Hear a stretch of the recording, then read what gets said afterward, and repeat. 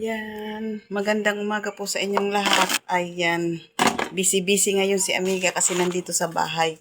Magsasampay po ako sa labas ng mga damit.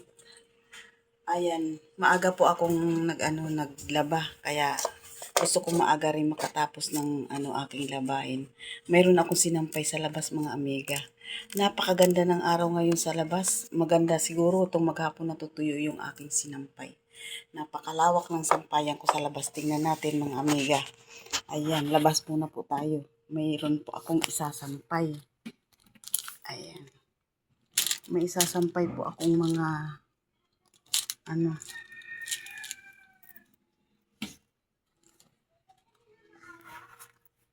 may isasampay po ako sa labas mga Amiga. Tara. Ang lawak ng aking sampayan sa labas. At napakaganda ng araw. Napakaganda ng mga Amiga. Ayan.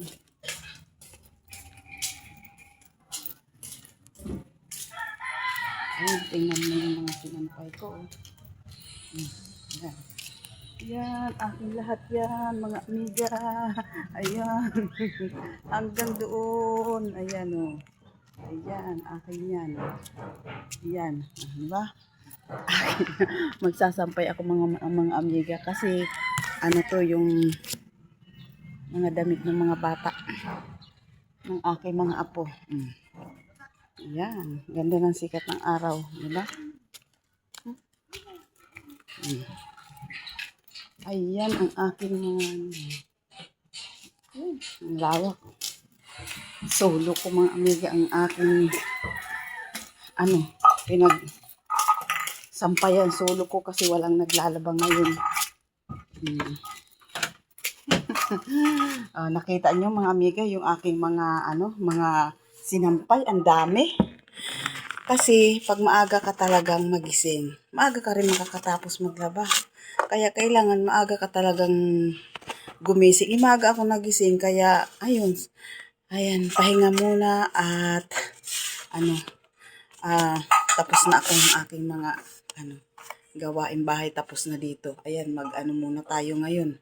Mag-almusal, may supas ako dito tsaka tinapay. Ayan, may tinapay ako mga Amiga. Ayan, ito. Ang pagod.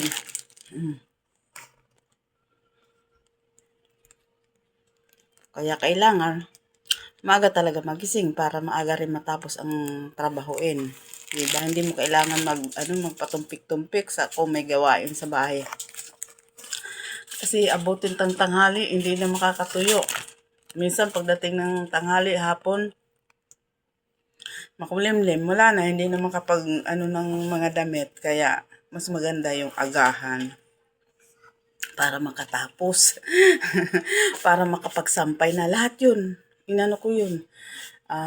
Maaga akong nakatapos ng mga inuna ko lang yung mga mga uniforme, yung mga damit na ayan, linabhan ko na mga pambahay, lahat. Sa susunod na naman na Sabado ulit mga Amiga. Ayan, maraming salamat po sa inyong lahat. Salamat sa panonood. Salamat po sa inyong lahat. Almusal muna tayo.